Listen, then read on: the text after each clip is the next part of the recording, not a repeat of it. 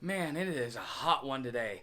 Hi, and welcome to Hobo Prepper. This is Friar Talk. Hey, okay, so today I want to talk a little bit about character building and a little bit about just improving yourself because as a prepper, you can go out there and you can prep all you want, but you're going to have to interact with people. You have to be able to understand the people that you're interacting so that you know how to interact with them because you never know, and especially with as crazy as things are, you never know if somebody's going to be completely volatile and completely flip out on you, and you just it was completely unexpected, or you just weren't paying attention and it caught you out of the blue.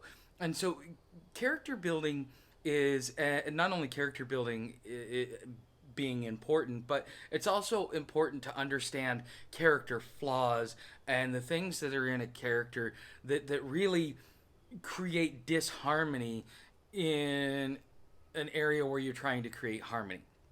And so I hope this displays value for you. If you like it, please click the like button, leave me a comment, but make sure you watch to the end before you leave a comment. I'll know based upon your response.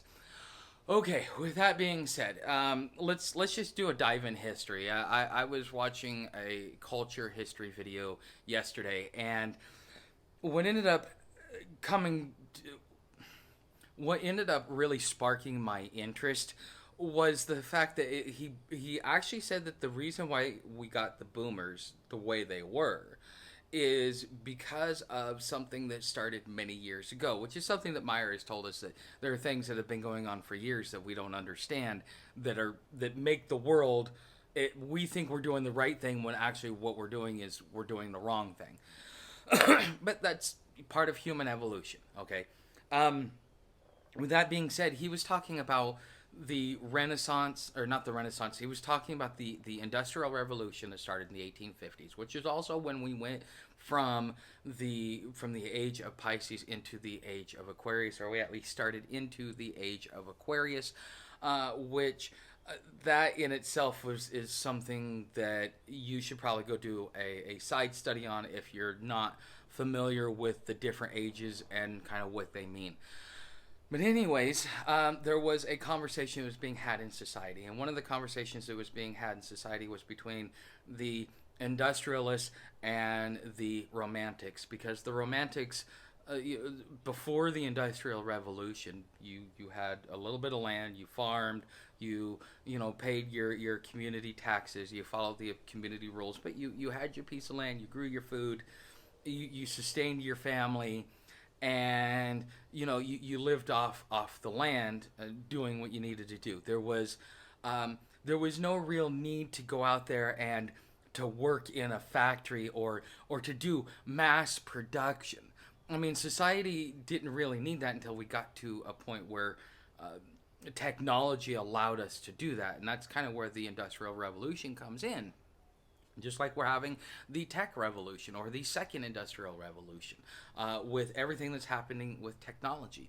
But you have conversations that are being had in public, and just like now we're having the conversation between privacy and user data and the general expectations that we have of those that we put in power, and then we have those that are in power that think that they know better, and so we're having this conversation, and because both sides are refusing to budge, for various reasons, we're going to end up seeing a civil war that will end up popping out of this.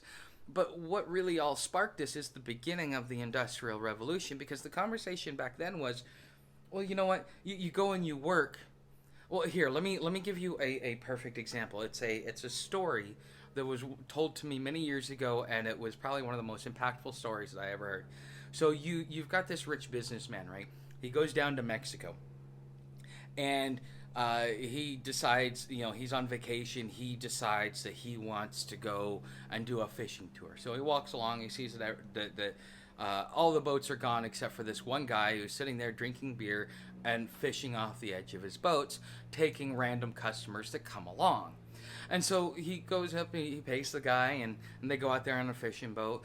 And the rich businessman has this conversation with with the boat owner, and he says, instead of sitting back and fishing off your boat and drinking beer and taking random customers whenever you feel like, what you should really do is put your nose to the grind for like the next 20 years, work really hard, save, buy a whole bunch of boats, just become this great, fantastic, boat touring guy. And then at the end of that, you can start retiring, and then you can just sit there on the dock and you can fish off your boat and drink your beer and take random customers whenever you want.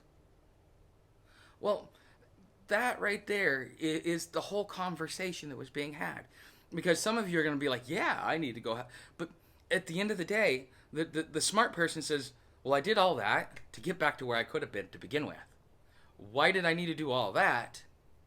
It didn't benefit me, and I lost all of the most important years of my life. Why? Because at that time, the factory owners, the big business, in their need for profit and their need to be able to, satisfy their ego, in a lot of ways, they enslaved us, which is why we had the contention around the late 1800s, is because, and that's why we got Teddy Roosevelt, because at the end of the day, the robber barons were so busy putting the worker under their thumb, paying them as little as possible, giving them as little accommodations as possible, and then demanding that they show up regardless of how they're treated. And then because these guys have all this money, they can therefore buy the politicians that make the laws that says, if you stand up and you say, screw you, I quit, the police will show up and beat you back into the factory line because they bought the politicians to pay to put you back in there. And so the people were mad, and that's why we got Teddy Roosevelt. And that's probably why we, and because of Teddy Roosevelt and things that were going on, we ended up getting Woodrow Wilson. But with all that aside, it really comes down to this. We are at a point in time right now where we have the technology, okay? We have the technology to automate everything, but yet we still want to live in an industrialist society. And living in this industrialist society, what is it going to do? Okay? This industrialist society still wants to be able to keep its factories and keep its wealth and keep all of its stuff. But the thing is the more technology you get, the more technologically advanced you get, not only is there the opportunity for more control, but there's also the opportunity for more freedom. And we're having that conversation right now. And this conversation is being had in many ways. It's being had on the political realm.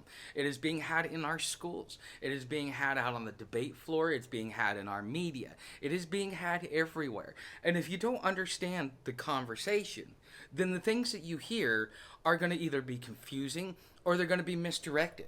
And the thing is so many people want to put emotion into all of this, and they want to put emotion into all of this, but yet they don't. Or excuse me, a lot of people want to put emotion into this, and that's probably the worst thing that you can do.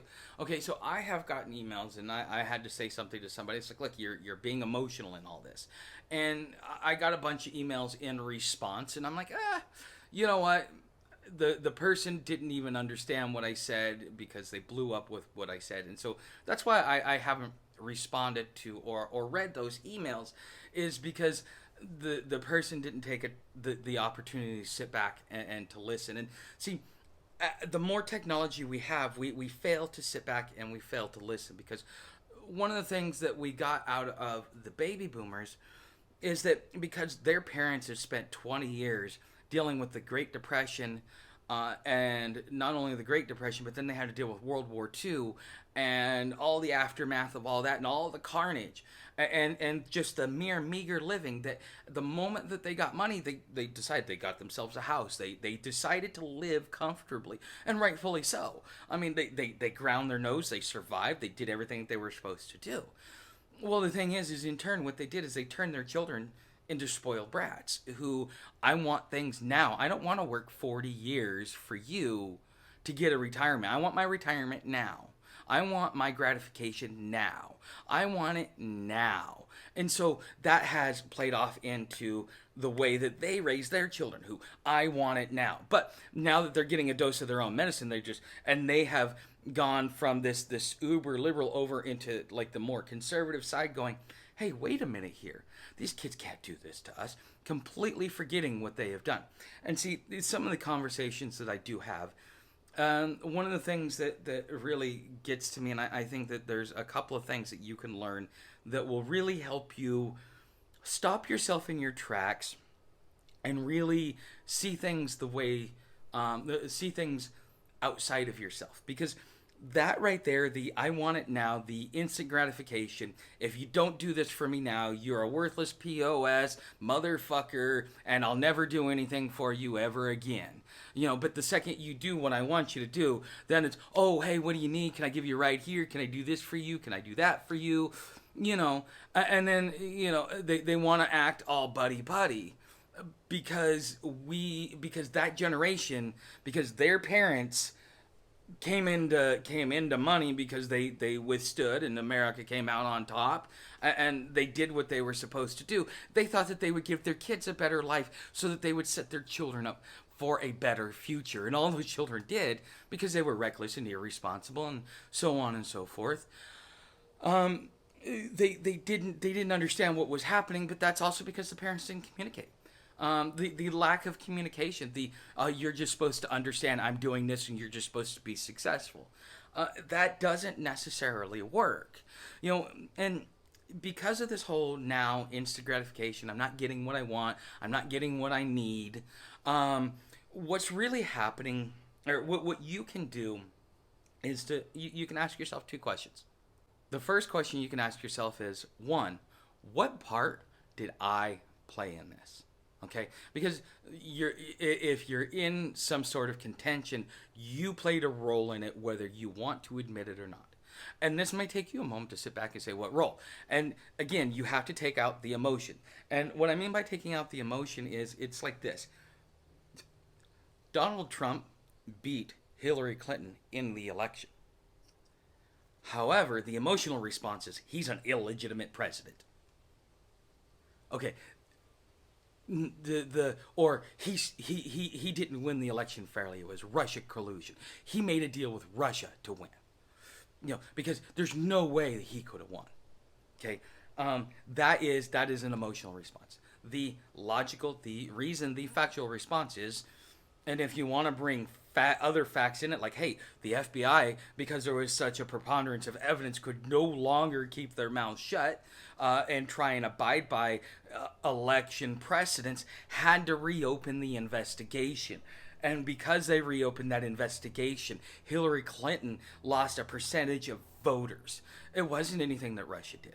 It wasn't anything. That's an emotional response. The fact that not being able to acknowledge your own fault and your own corruption, the woman was so damn corrupt that nobody trusted her. That cost her reopening the investigation into her about the bleach bit on her server and the 40,000 emails. That right there, that was what cost her the election. Had nothing to do with that. But see, people don't want to take responsibility for their actions. They want to blame it on someone else. It's somebody else's fault, without actually taking a moment to sit back and to reflect inside and go, well, what role did I play in this? Hillary Clinton played a major role in her demise. It's not everybody else's fault that she didn't win. It's her fault that she was as corrupt as she was. And the fact that she got caught with her hand in the cookie jar and thought that she could get away with it was a form of arrogance that nobody likes. I don't care how narcissistic you may be. Nobody likes arrogance. And then the second thing that you should ask yourself is, have I done that to others? Okay? And the reason why you want to ask yourself, have I done this to others, is because this is going to be your tolerance level. This is going to tell you how tolerant am I going to be. Okay, somebody cuts me off in conversation, and I get really, really mad that they've cut me off in conversation. Okay, fantastic, wonderful. Have you done it? Well, yeah, I've done it, but it's different. They were being rude. No, because they could say the same thing about you. You thought that it was more important that for that person to hear you, that you interrupted somebody else's conversation to do that. And then you want to act like there's absolutely no consequence for you because you're perfectly justified and in the right. But the second the other person tries to do that to you, you want to sit there and go, oh no no no no no no, they can't do that. That's wrong. Well, if it's wrong for them to do it, then it's wrong for you to do it. And then that tells you, hey, what about tolerance? Okay, well, if they're doing it and I'm doing it, well, the only way to correct this is if I really don't like that. That means I need to change something about me, so that when I fix me, I can come at you and say, hey, look, I fixed this in me. It's your turn to fix it. Fix it, or I don't want to have anything to do with you, and or I'm gonna see you in this light. And see, this is not only how you improve yourself, but you can improve those around you, because as you set yourself to higher standards, those around you will be inspired either through guilt, or just through just sheer respect. Either way, they will be inspired to at least sit there and understand, because nobody wants to be looked at as a shitbag. Okay? Nobody wants to be a shitbag. Okay? And I think that this is probably one of the most important things that I can teach you, as far as character building and what I set out to teach you at the beginning of the video. I hope you guys learned something. I hope that this makes a huge impact on your life. You should try it. You should apply it. See how it works for you. And if it doesn't work, tell me why. I want to know, because it's always worked for me. And I find that I stop myself in my tracks a lot when I ask myself those two questions, which is, what role did I have and have I done to other people? Because when you realize that you've done it to other people, nobody else bitched to you. They just dealt with it. And then you want to go be a whiny brat? You know? I mean, that's kind of really what's going through the average person's head. So with that, thank you for watching. And like, subscribe, share. Love to read your comments. See you in the next episode.